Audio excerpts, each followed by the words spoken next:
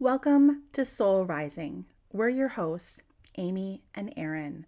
We're two everyday mediums who are passionate about taking the woo-woo out of spirituality and bringing it down to earth. So put the kettle on, grab a chair, and join us. Hey everyone! Welcome Hello! to episode 13 of Soul Rising. I can't believe 13. Lucky Double number digits. 13. It's crazy. So it means we've been recording for 13 weeks. I'm like, It's wild when you put it into that perspective, right? yes, better than I could have anticipated. I'm really enjoying it. So thanks Me too. for listening, but thanks for doing this with me, Erin.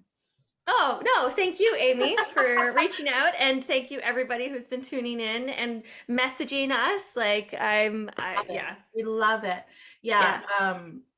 I had somebody, just because we're talking about messaging out, I guess we could talk about a couple of messages we received lately. We talked about, I'll let you speak to, but I also got a message from somebody that I have worked with as a client before.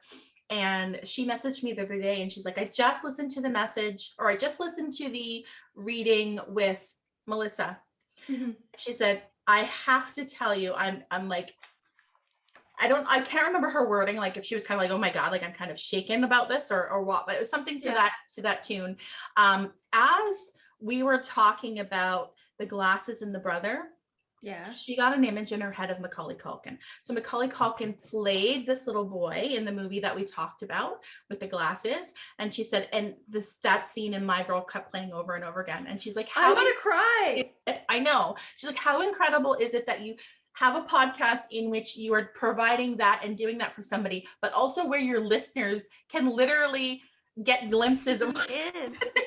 I was like, wow, that's amazing. So guess who's a medium? right? Obviously. Sometimes this is how these things are discovered. Yeah, right? It's just kind of like, how do I know that? And I've had moments like that throughout my whole life. I was like, whoa, how do I know You're like, that? why? What happened? Yeah. Oh, chills. I know, I got chills too. Sometimes it's that simple. Something just clicks and you're like, okay, that's kind of how my story went. Something just clicked. Okay, there's more than this to this than I realized. Yes. Let's investigate. Oh, I can't. History. Yeah. This is what happens all the time. Amy says something and I'm like, oh my God, that makes me think of this story. So I'm going to share this. I know she won't mind. I'm not going to say her name, but this is a friend of mine. And this is when, like things kind of click for you.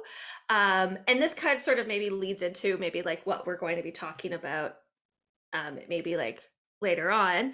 But she was listening to another medium who does like monthly like spirit messages.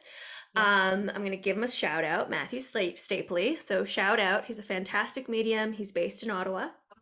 I don't know of him.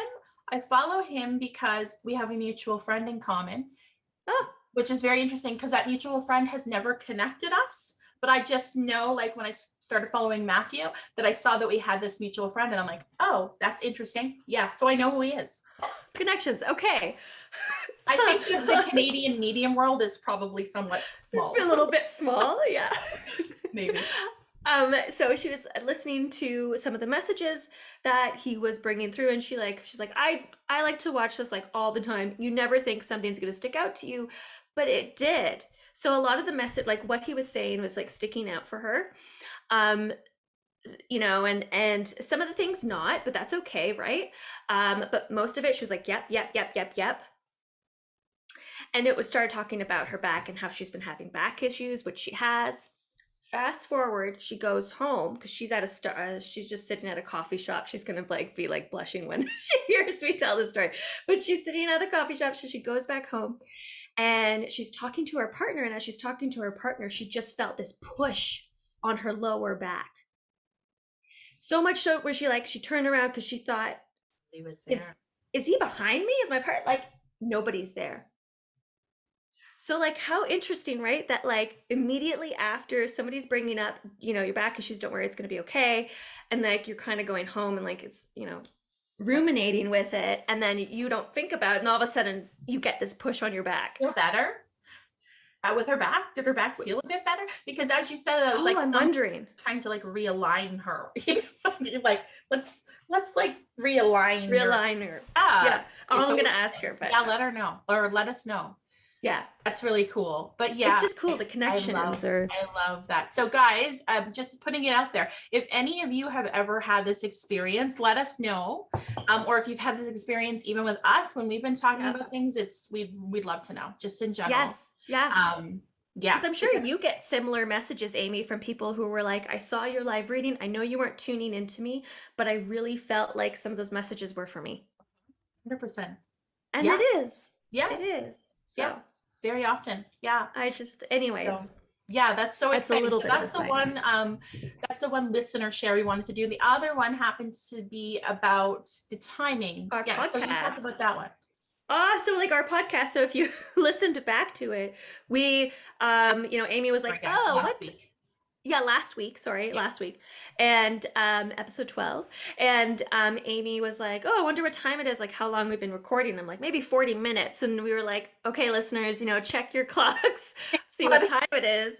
Yeah. Let us know. And so Amy, you had gotten a few responses, right, saying that it was, or you had looked at your thing, right? You said it was 40 minutes. Around there. There. Yeah. And then this other listener reached out to us and said, oh my gosh, like my mind's blown. I looked down at the time, Erin, it's 4444. Right? Like 444. Like, come on. The time on the clock, but that's how long in the recording when she said that. Yeah. Yeah. So we were 44 minutes and 44 seconds into recording. Right? Mind blown. I've been getting a lot of 444s lately, actually. The last couple of days I've seen them, and then a acquaintance of mine also said the same thing. She's constantly seeing fours. So wow, interesting. Well, fours. What do fours mean for you, Amy? See, I'm one of those people that, like, when I started this journey, anytime I would see, one of those angel numbers or those synchronistic kind of numbers, I would run to Google and Google what it meant. I don't do that anymore, right? So I'm glad that you said, what does it mean for you? Because I think that's what the message we're trying to teach other people. Not that you can't go do that, like do that if that's what you want to do. I just feel like sometimes it feels like there's a specific message in that moment for a certain number, but in general, I usually just, if I don't feel that and I just see the number, then I just think to myself, I ask myself, what was I just thinking about? What was I just saying? What was I just doing? Because this is validation for me, or confirmation of something. So I take a moment to like digest and think, what was I just doing? Because somebody is validating me in some way. When I think of 4, and I don't even know if this actually means this or like numeric, like in the study of numerology or anything, but I think of like that word I just said, alignment. I think of alignment with 4s, like something is on the same wavelength, or something is you're coming into the word that's coming in. I don't even know what congruent means, but Spirit's giving me congruent. I think it means similar or the same, maybe. I think of that, like you're on the right path, but I also keep hearing the word like achievement. So I feel like it has to do with something that you're working towards or something that you're moving towards.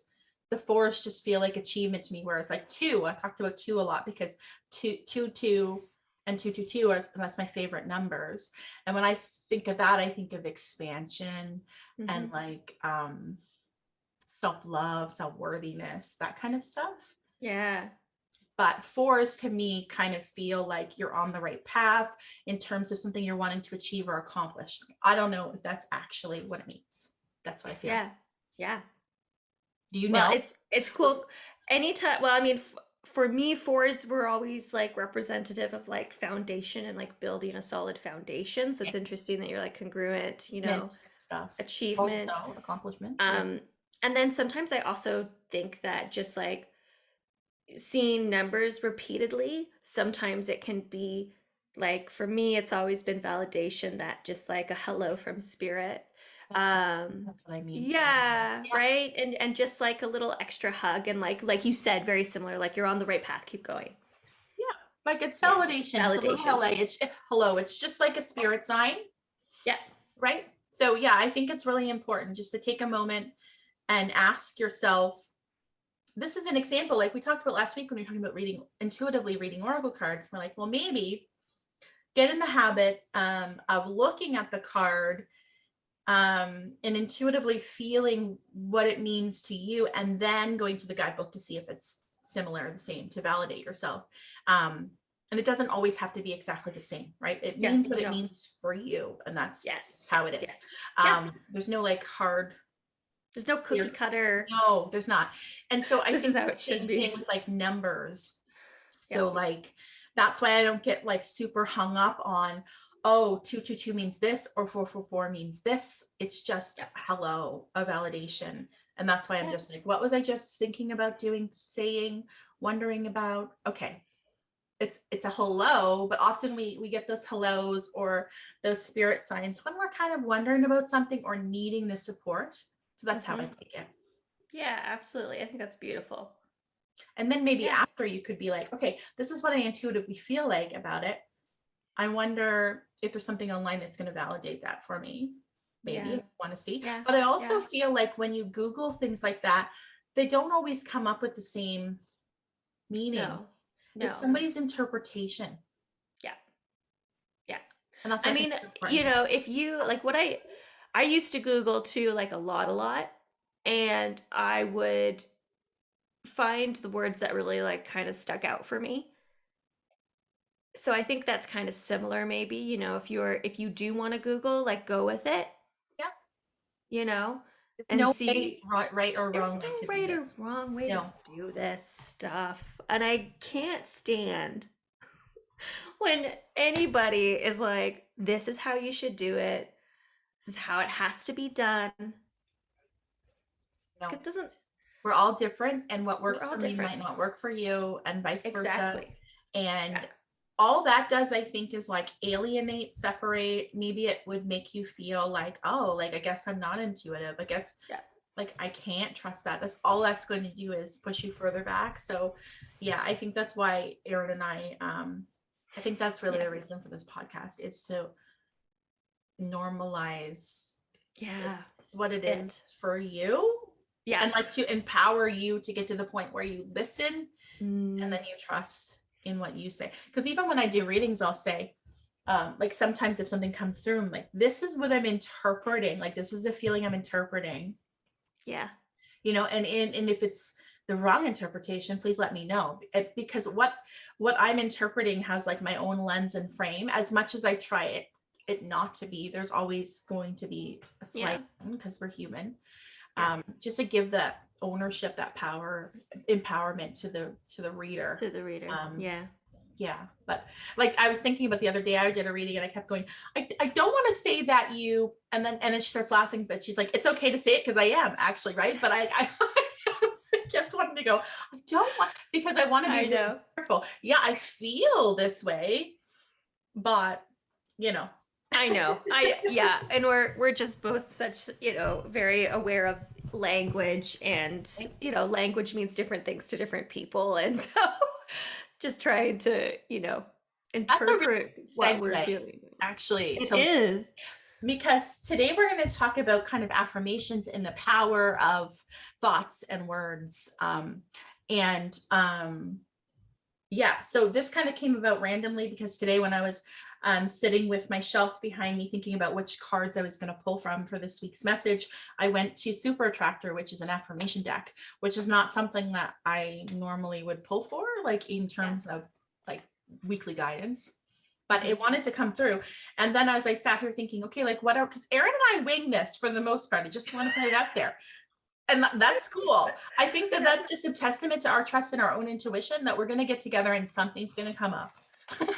Yeah, Amy and I both last night were like, oh shit.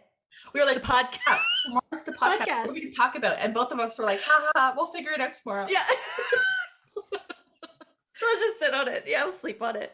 Yeah, but I mean, unless it's something like, you know, when we did the live reading that needed preparation, obviously. Other than that, I feel like in the moment, whatever wants to come through, what's relevant collectively or in our lives is what needs to come forward. And I think so too. And I think affirmations is like So key too, because Affirmations.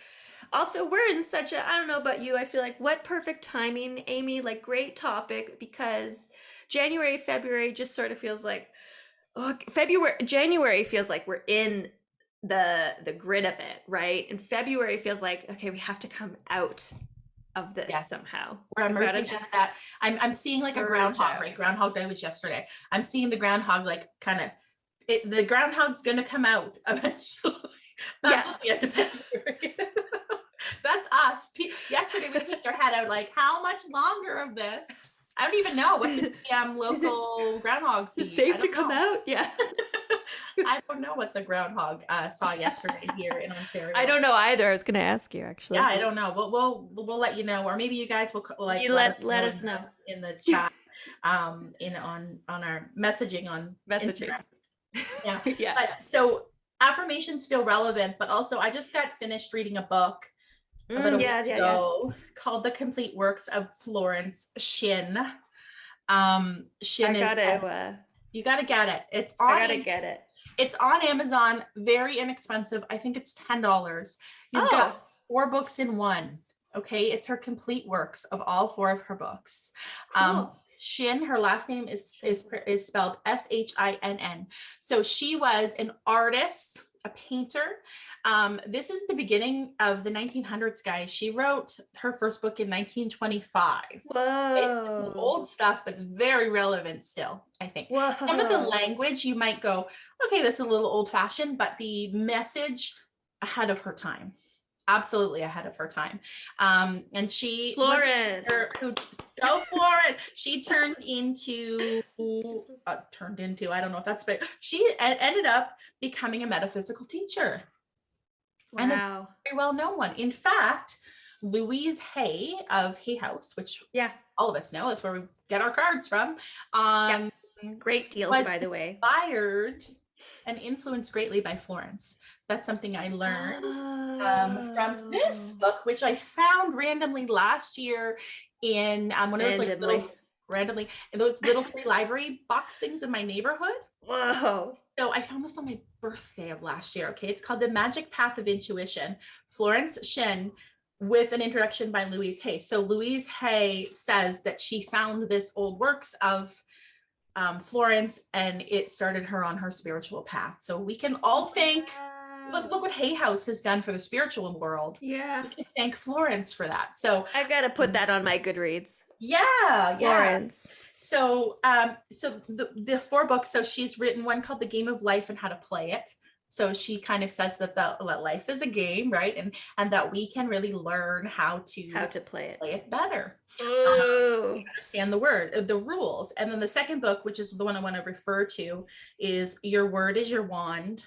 And then there's The Secret Door to Success and the Power of the Spoken Word. So a lot of her work is on the power of, I don't want to just like make it fluffy, like positive thinking, but something that she's taught me in this book is that the subconscious mind is really, it's like, it's kind of like that ego mind too, right? So it wants to protect us. It wants to kind of keep us separate. It's also the one that like talks us down off the ledge a lot, you know, if we want to be risky. And that's its job, and it's always going to do it. But we also carry a lot of stuff in the subconscious mind, like some conditioning. Sometimes we're not aware of it, trauma, all that kind of stuff. But the subconscious mind in most of us is the thing that's running the show. And we aren't really aware that we're running based on patterns and cycles and things, right? Like that's really where we get our direction from a lot of the time, if we're not actively doing something different. And I'm not speaking for everybody, I can relate to this, okay? So she teaches that like the subconscious, we have to impress the subconscious through consistent and repetitive, basically like reverse conditioning. Wow. Okay, so we have to impress it. And the way we do that is with repetitive, consistent kind of stuff, but also having the expectation that it is going to work out. And I use this example, like when you're a baby and you're born, you have this innate expectation that everything you need is going to come to you. You're not like thinking to yourself, oh crap, they're not going to feed me today. You expect it. It is your right. So she essentially is like, we need to, as adults, get back to that mindset where we expect to be taken care of. We expect for things to work out right. And we are excited about it. Yeah. And I was just like, whoo, like this is like hitting That me. is some big stuff, Florence, big for the stuff. 1920s. Right? Yeah. And she worked with so many people. Like she had her own like practice where people would come to her and ask her advice. And a lot of her stuff was just mindset shifting and affirmations. And this book is full of, she uses real life examples from her clients, 100 years ago, of this person came to me with this situation. This is what I told them to do. They did it. This is the outcome. And I feel like it's so valuable, even though it's such like a piece of work. I feel like we can, there's so much we can take from it. Now, I do want to just put it out there that she does make a lot of references to religion. She does have some quotes from like the Bible, and there's references to different parts in the Bible. Now, I don't want that to put anybody off, because I know some people have different ideas about things. But if you're somebody that doesn't necessarily feel aligned with religion, I just ask you, if you're open-minded to like read something different, maybe just think of it more from the perspective of a spiritual tone. Yeah. Because and with the awareness that it was like, that was the thing. It was written in 1920s, and yes, absolutely. And I'm sure that but it's just very interesting, because how I said I've been so interested in religion lately, so it's really interesting that I've been led down this road. I feel Florence came to you on your birthday, and Florence came back to you. She was like, Amy, come on. And it's interesting too, because just in the last week, I started to read A Course in Miracles. So I know a lot of people will know what the Course of Miracles is. A Course in Miracles, 2,000-page book. Okay, my edition has 2,000 pages. It is Gabby Bernstein. Wow. Teaches from the lens of A Course of Miracles. Marianne Williamson has written a book based on the Course of Miracles. This came out in like 1970s, late 60s. Life-changing too. But anyhow, I'm just starting to like figure out what all this means for me, and to interpret it in a way that makes sense for me. So I'm taking out any kind of preconceived thoughts or ideas I have around it. I'm just going in as a blank slate with an open mind, and I found it to be quite enlightening. But Florence, like she will say in the book, that in her opinion, that Jesus was the greatest metaphysical teacher of all time. Right. Which is interesting. But she also talks in here about the super conscious, right? So that's what like we would call our higher selves, the super conscious, and really like the divine design of your life lies in the super conscious. So all you have to do is go there, and that is revealed to us through our intuition. Right? So as long as we follow our intuition, we will be following the divine design of our life. So I thought that was really cool. That's and so super cool. relevant. I think you'll enjoy it. Maybe if like you have a break, like I don't know if you'll have a spring break or if you have any time off. I do. Quick read too. One book is literally all affirmations. One that I highlighted here that I'll just give out loud is: nothing is too good to be true. Nothing is too wonderful to happen. Nothing is too good to last. So that spoke to me. Another one was all that I'm seeking is seeking me. So, if you think about the spiritual law is essentially like that we bring to life what already is. Right? Wow. Think about that. That's like a brain bender, right? Think about we bring to life that which already is. So why not you? Why not you? So like any inventor is like, she talks about like you catch up to your good, right? So everything is kind of like there for you anyways, and it's you having to catch up to it mentally, and that like somebody else is going to get there if you don't go there. Right? So why not you? Why And not that you? stuck to me. So every day this week, I say to myself, all that I'm seeking is seeking me. Yeah, I love that. I love it. And when you think Yeah, about like your it's true. intuition and you think about the times that you have followed it, it's always led you, like all that you're seeking Yep. is already seeking you. It's like it's just there. It's like it's whoa. there, right? Yeah. It's in the ether. You just have to bring it into existence. You just have to. And I think we've talked before about like channeling and how I think we agree on this, like, and it reminds me of that Pixar movie Soul. Yeah, What's it Soul. called? Is it just called Soul? Soul. Yeah. Where when he goes to the zone, it shows people just kind of like doing things that they were in the zone with, like that felt really good. So it might be music or writing or singing or like whatever it is.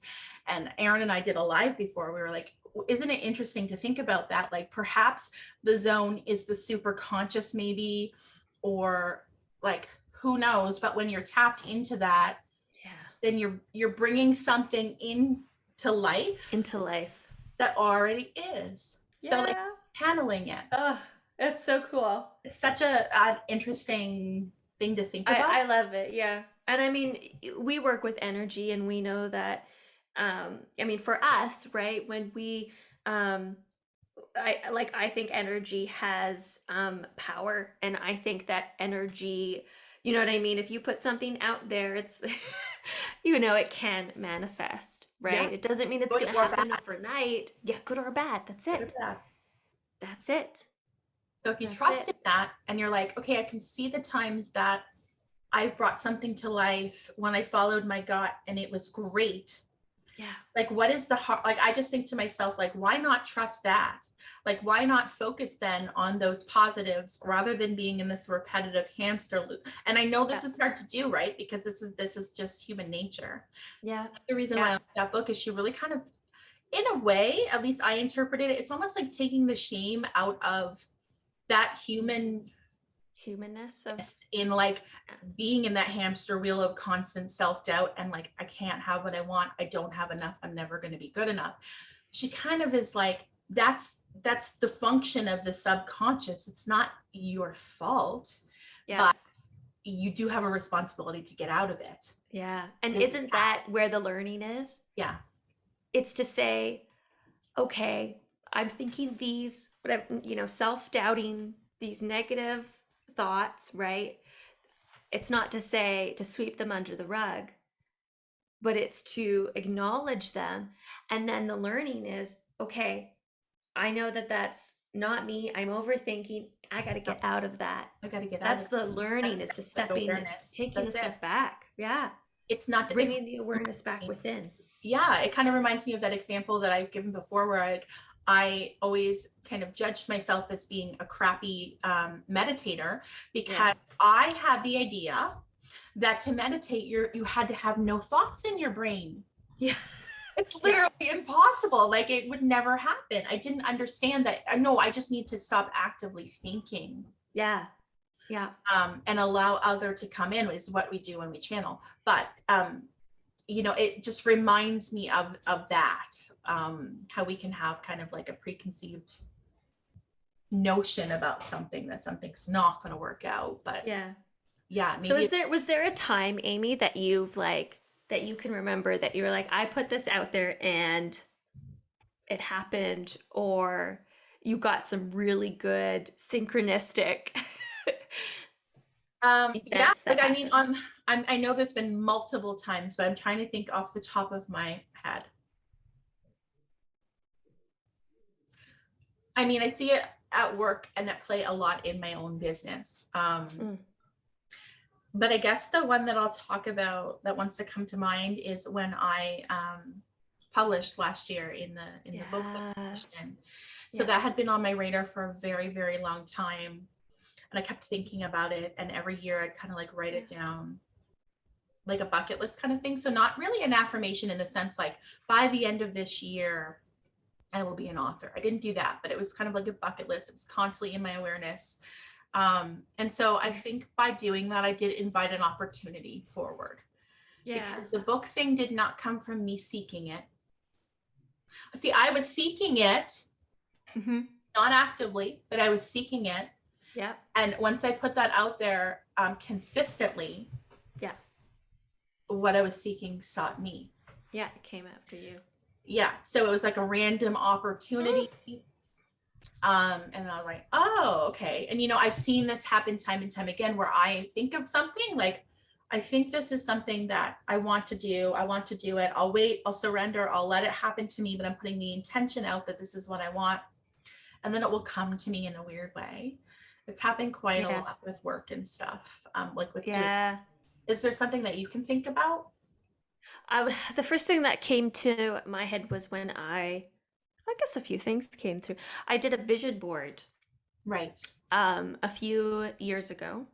And the interesting thing about it was that I had wanted to manifest in my love life. I wanted to like Alex put him in my life, Wanted basically. him to come. I wanted him to come sooner because come on, we've been waiting a long time.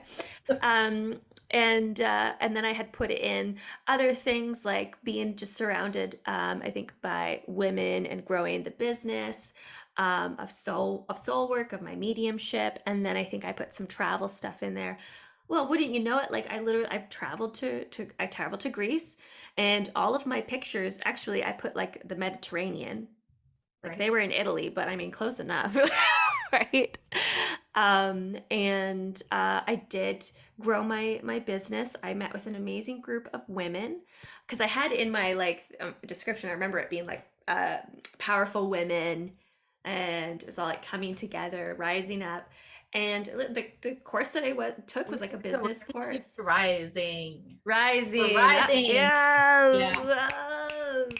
Stuff. And then Alex, in my love life section, it was weird. I didn't know why, but I put the number 7. Okay. And I remember looking at that number 7 because it was always sticking out to me. I'm like, why does that seem so? And I was like, Alex's birthday is May 7th. Oh, 7th of the month. Yep. Interesting. So he's a Taurus. He's a Taurus. Oh yeah, we're both earth signs. That's a good match though. It's funny because I was going to say my ex-boyfriend was a Taurus and I'm a Capricorn. We got along very, very well, but my husband, he's a Capricorn like me and you, but his moon and his rising are Taurus. And they say like whatever your rising is really a lot what you present in a way, and I can see a lot of Taurus in him. My rising is a Virgo. We're staying in this earth sign realm here. Yeah. I think, are you all Capricorn? I'm all Capricorn. Capricorn too? Like I think my rising, moon, and sun Capricorn? Capricorn. That's crazy. I know. Wow. I know. You're the only person I know that has all 3 in the same sign. Isn't that wild? I don't know what that means. So someone let me know. I have no idea what it means. Any astrologers or budding I mean, I'm like super interested, but I don't know the answer to that. I just know that I feel like that's probably pretty unusual. Yeah. I mean, I remember looking at it being like, what? I'm all Capricorn. There's nothing exciting. There's an app that we both have called Time Passages. Yeah, and that's and it tells you where all your planets are and like in what house and everything. It's a free app. So if anybody's interested, it's called Time Passages. I do have Aquarius in my love house. Venus. Yeah. I am as well. It's in Aquarius, yeah. And I've been told that can make us a little eccentric and very open-minded, future thinking kind of. Future thinking stuff. Interesting. Yeah, that's my only Aquarius in my whole chart, and because it's very heavy Earth.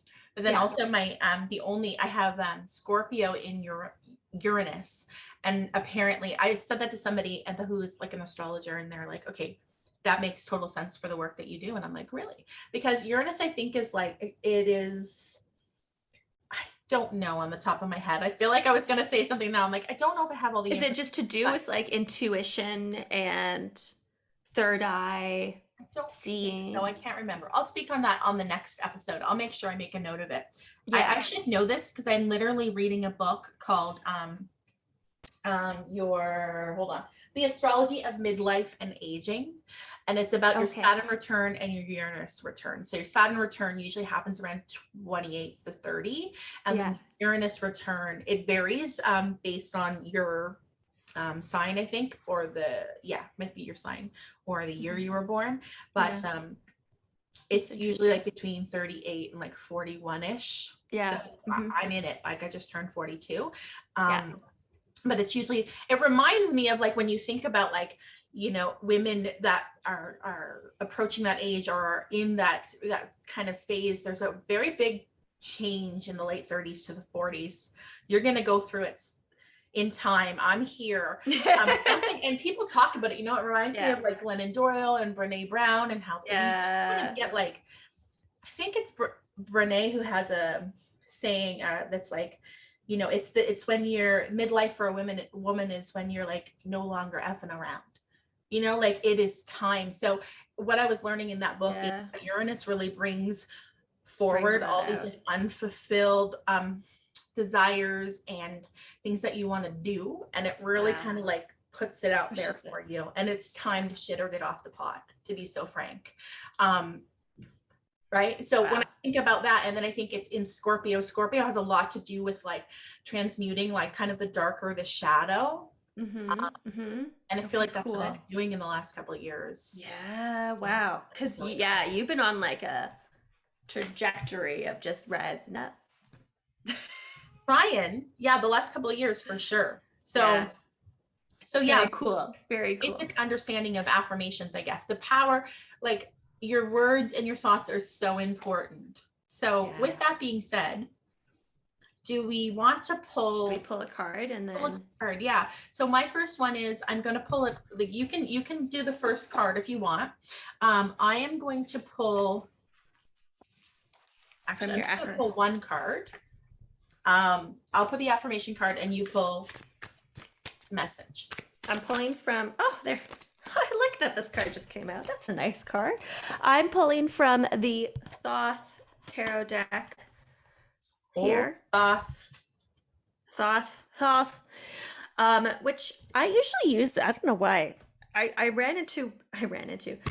met one other card reader who also uses this deck when they need a good kick in the butt. Okay. And that's what I use this deck for. Like, just give it to me straight, spirit. Six of Wands is a victory. So whatever we're working on, I feel like there's some really positive changes, affirmations, right? Okay. This is about victory. It also reminds me of that, like, there's the 4, Amy. The 4, I was thinking of the 444, and we were talking about foundations, but also accomplishments, achievements. That's kind of blowing my mind. And then that's wild. I know. I'm feeling all the feels right now.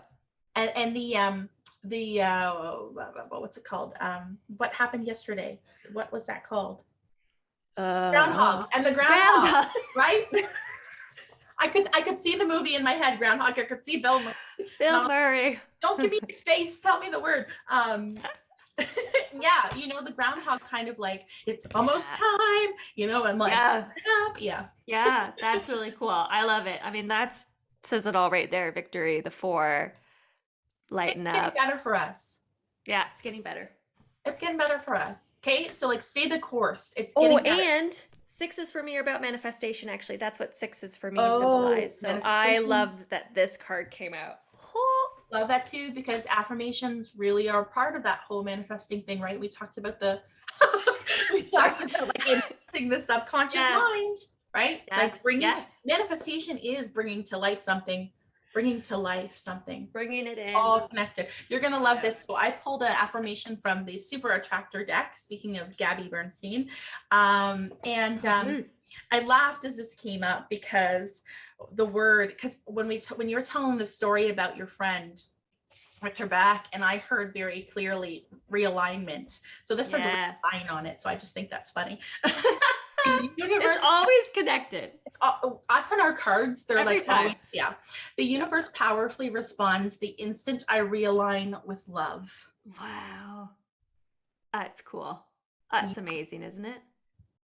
I think so. And I think that when we're talking about like getting that Oh, childlike trust of, I expect to be taken care of. And I'm not talking about in the way like I'm just going to sit back and let everybody do everything for me. That's not what I mean. But like yeah. when you go into a situation where you're like, I'm expecting this to work out, will work out in my favor, and I expect it to. And and like kind of surrendering to that, whereas you're open to how it turns out. Yes.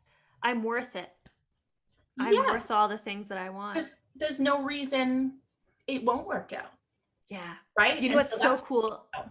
I love that. It's so cool that we're talking about realignment too, and I'm just like kind of cluing into it because I did a yoga thing today. I did a yoga workout and I just wanted to realign. And she had said that word during the video like quite a lot. We're realigning, right? Yeah. And all that the breath work was breathe in love, breathe out love. Oh, and it's about love.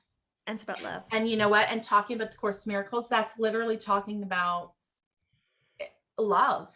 Like Love. that's all it is. And everything that we do, like the judgment and the critiquing and the holding back and the feeling separate, is the opposite of it.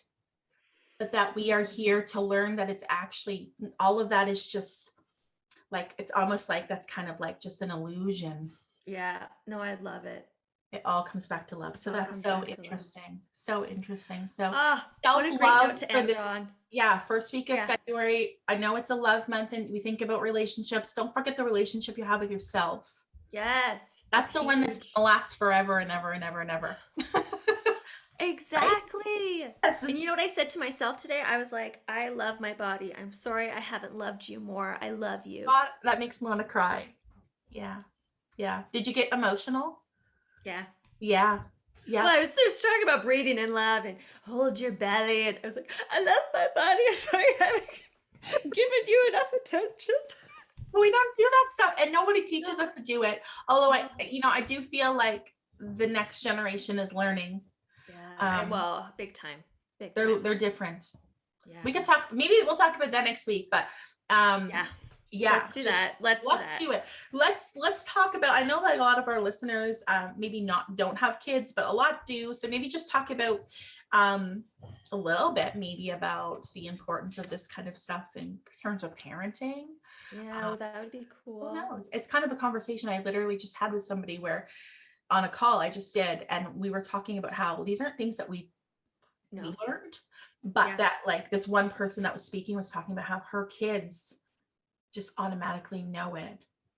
And they're like feel very powerful, so that like something random will like they'll think something and then it'll happen. They'll be like, I totally manifested that, and like they're so confident in it. And I'm like, it's so magic if you go in feeling that powerful and like, I have an expectation it will work out. Yeah. Ooh, amazing. I love it. Goosebumps. Okay. Guys, so that's it for us this week. We hope you enjoyed this episode. Yes, thank you. Thank you so much. And we'll see you again next week. Sending you love. Lots of love. If you like what you're hearing, don't forget to give us a 5-star review on Apple Podcast and tune in each week as we dish on all things spiritual.